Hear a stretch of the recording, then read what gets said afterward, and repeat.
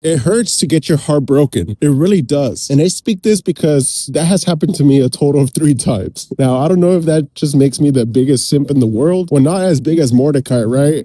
Where are my regular show viewers? But I've gotten my heart broken multiple times, and I just wanted to talk about it because in this YouTube channel, I want to get deep down and personal with you guys so that you guys could avoid my mistakes and take my tips into consideration so that this won't happen to you. So let me talk about my first breakup. And oh my goodness, this is going to be a walk down memory lane. My first breakup happened around 2017, 2018. I don't know, I forgot. But it was with my very first girlfriend. And throughout my whole life, I never had a girlfriend until that point. I think I was around 18, 19 years old. And the way I saw it, my perspective, I thought this was the one. I thought this was the only one I'm gonna get. Because growing up, I was always like this chubby, quiet kid. And I thought to myself that I could not amount to anything. I thought I was never gonna get a girlfriend. And when the opportunity came and I actually got one, I told myself, okay, Anthony, do not mess this up. This is your only chance. But yeah, we dated for a while. You know, we had a couple dates. And honestly, for it being the first girlfriend, you know, I felt happy. I thought this was it. I thought this was the rest of my life. But slowly our plans just didn't align. She had other viewpoints. I had my viewpoints. And I remember the first time she broke up with me. And yes, there's multiple times that she broke up with me. It's crazy, right? The first time she broke up with me, I remember I stayed outside in my car. It was like 9 p.m. in the night. And I was just right there texting her. And she broke up with me over a text. And I remember I was right there begging her. I was like, no, please, I'll change.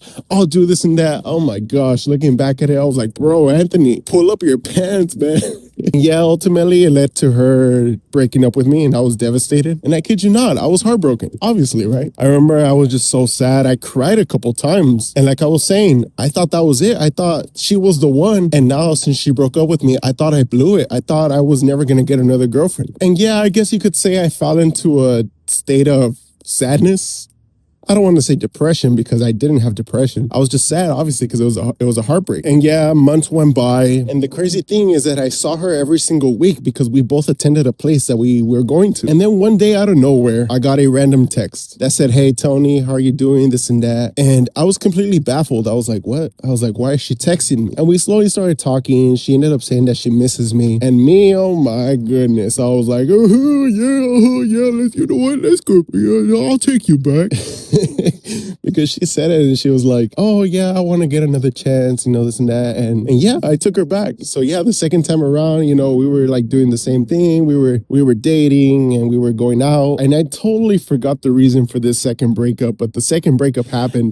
But during that time, I was more like, okay, you know what? Like it happened. It's not the first time. But yeah, I was kind of like, I was sad again because I was like, girl, like I want this to work out, you know, but she ended up always just giving up. And yeah, after that second breakup, I was like, you know what? Like enough is enough. I was like, girl, like you're not going to be playing with my heart. And I kid you not, guys, after that, I locked in. I started going to the gym. You know how I told you guys I was chubby my whole life? Well, I locked in hard. I lost weight. I started to look better. And kid you not, I started to feel better. And we all get to the gym for different reasons, right? We want to get better for our health. And in my case, since I was heartbroken, I thought to myself, you know what? I'm going to get in shape and I'm going to look good. And that's ultimately what I did. I got leaner and honestly, that made me look a lot better. Better that I even started to attract other girls. And I don't say this to flex, but it's just the truth. And then out of nowhere, she decides to text me again. And she was like, Tony, I miss you. Like, can you take me back, please? And at that point, I feel like I had already grown more mature. I went through a phase of self-development that I actually told her no. I was like, you know what? You played with my heart many times. And no, that's the last straw. I'm not going to take you back. And that was the end of my first relationship. So one thing that I would have to tell you guys that I learned from this is that know your self-worth. Don't let people play around with your heart. And one good thing came out of this heartbreak is the fact that I grew as a person. And not only that, but I got in the habit of being healthy, which is still something I do to this day. And my second heartbreak wasn't really something official, but I mean, it's still something that happened. Like this girl was not my girlfriend. She was pretty much just a friend, a coworker.